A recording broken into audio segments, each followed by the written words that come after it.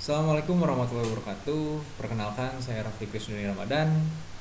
Kali ini saya akan menjelaskan tentang tugas besar pendidikan Pancasila, di mana kita harus melakukan survei ke masyarakat tentang Pancasila itu sendiri. Tapi kali ini saya tidak melakukan survei secara langsung karena saat ini Indonesia masih dilanda dengan pandemi COVID-19, di mana tidak memungkinkan untuk terjun langsung ke lapangan, sehingga saya memakai survei yang dapat saya temui di internet, merupakan berita-berita tentang Indonesia itu sendiri. Nah, seperti yang kita tahu, Pancasila memiliki 5 sila. Yang pertama adalah ketuhanan yang Maha Esa, kedua kemanusiaan yang adil dan beradab, tiga persatuan Indonesia, empat kerakyatan yang dipimpin oleh hikmat kebijaksanaan dalam permusyawaratan perwakilan, dan yang terakhir adalah kelima, yang merupakan keadilan sosial bagi seluruh rakyat Indonesia. Dari kelima sila tersebut, saya melihat ada beberapa kasus di mana sila tersebut tidak dapat dituangkan sepenuhnya. Seperti contohnya kasus korupsi yang dilakukan yang ada pada tahun 2019, di mana Menteri Sosial Idrus Marham melakukan korupsi dan mendapatkan hukuman sebanyak 2 tahun. Sedangkan yang saya lihat dari web KPK, bahwa dalam Undang-Undang Nomor 31 Tahun 1999 di sini jelaskan bahwa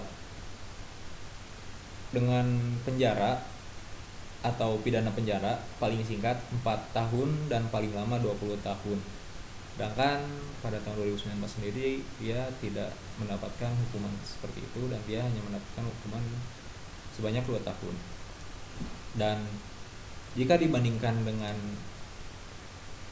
kasus tahun 2009, di mana pada saat itu seorang nenek mencuri 3 buah kokoa dan dia diganjar hukuman selama 1 tahun penjara, dan 3 buah kokoa sendiri dia balikan ke yang pemiliknya, yaitu suatu perusahaan. Menurut saya itu cukup menggambarkan bahwa sila kelima, yaitu keadilan sosial bagi seluruh rakyat Indonesia, tidak dapat dituangkan secara utuh karena seperti yang saya sebutkan tadi, kedua kasus tersebut tidak memiliki hukum yang adil. Lalu yang kedua adalah tentang kasus kemarin, kasus tentang Omnibus Law. Omnibus Law, banyak golongan masyarakat yang tidak setuju dengan adanya Omnibus Law, dan kami pun sebagai mahasiswa sampai terjun ke lapangan untuk melakukan protes dan demo.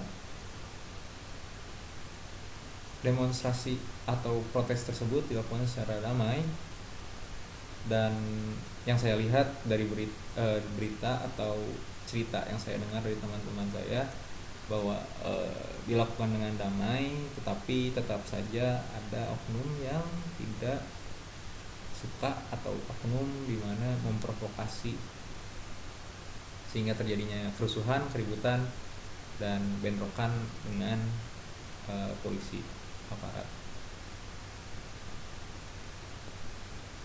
Kerakyatan yang dipimpin oleh hikmat kebijaksanaan dalam permusyawaratan perwakilan. Di situ kami sebagai mahasiswa atau teman-teman saya sebagai mahasiswa ingin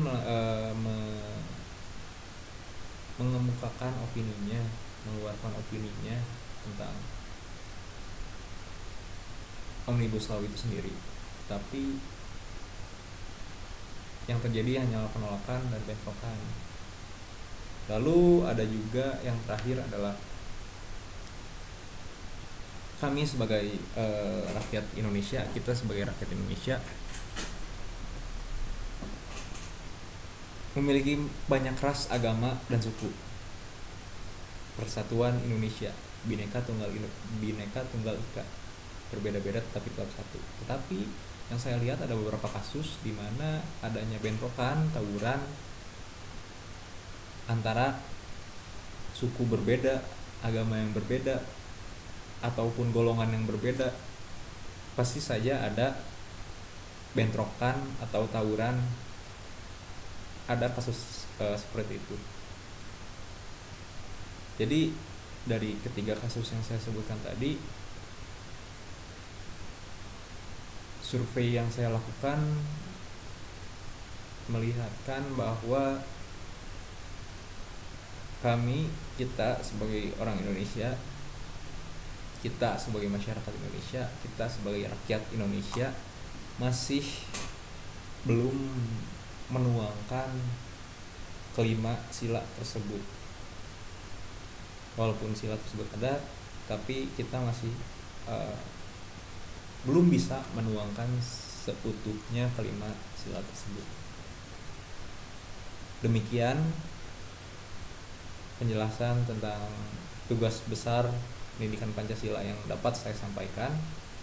Mohon maaf apabila ada kata-kata atau sesuatu yang saya salah sebut. Terima kasih atas perhatiannya.